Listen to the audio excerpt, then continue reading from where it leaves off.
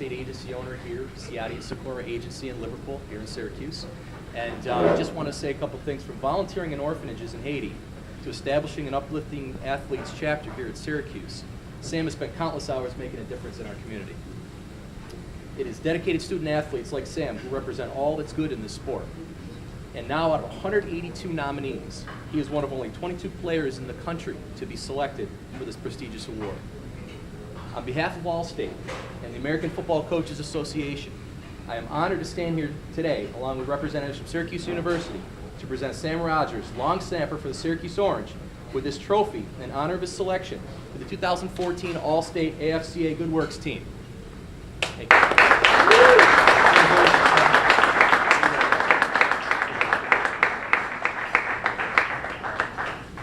It was really exciting.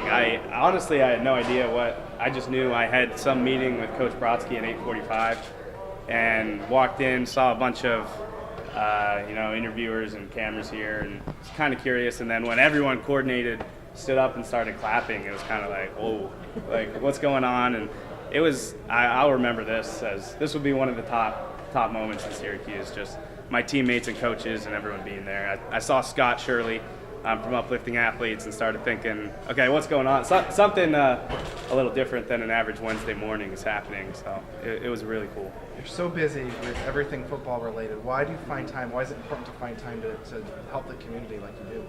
I think it's because I'm given, by being busy with football, I'm given that platform that it's almost easier to reach out to the community because I'm on the football team. That's why I have 5 cameras in my face right now. It's easier to get a message out there and to really mobilize the community to support a cause. So what message would that be now that you do have the cameras? What's your message to everybody? Just get involved. There's so many different avenues, so many different opportunities. I found Uplifting Athletes, which is specific to college football. Poverty Resolutions, which is the organization I traveled to Haiti with. But there's so many out there, and I don't want people to be discouraged by, you have to go to Haiti to make a difference. You have to raise money for brain cancer to make a difference. There's so many different little things you can do in your day-to-day activities that, if done, will just go a long way in making a difference. Sam called to tell me the story of Rob Long, and as you guys know, over the past 2 years now, you, the Syracuse football student athletes, have helped Sam raise over $20,000 to support research in honor of Rob for the rare disease that affected him and that he ultimately defeated, so that you can give hope to many others. Sam, you've also been involved with the community, starting an FCA chapter at a local middle school. What's that like to give back to the youth who are following you? Oh, it's, again, just an amazing opportunity. I met some guys in Casanova that started the FCA. And for me, I grew up in a Christian household, so it's always been very important to me.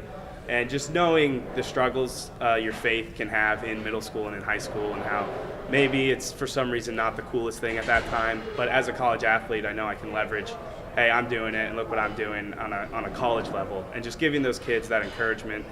And it's really cool continuing those relationships. So for the most part, I go to Eastern Hills Bible Church on Sundays, and so I'll see some of those middle school kids there and just saying hi to them in front of their friends and seeing their parents and just those relationships. So I'm just glad I can provide those kids, an opportunity to explore their faith and grow at another level that they might not if they didn't have college athletes kind of giving them a nudge. You were told to come here at 8:30 sharp. Did you start to question why? Oh, yeah. A funny joke kind of, if you'd ask Coach Brodsky or Coach Scarnecchia, is I'm always asking questions, and they get tired of it because I want to know why. Yesterday all day I was thinking about what could he possibly want me to be here at 8:30 for. And Coach Brodsky was very, it's a need-to-know basis. You'll find out. And my first question was, I'm supposed to lift at 9.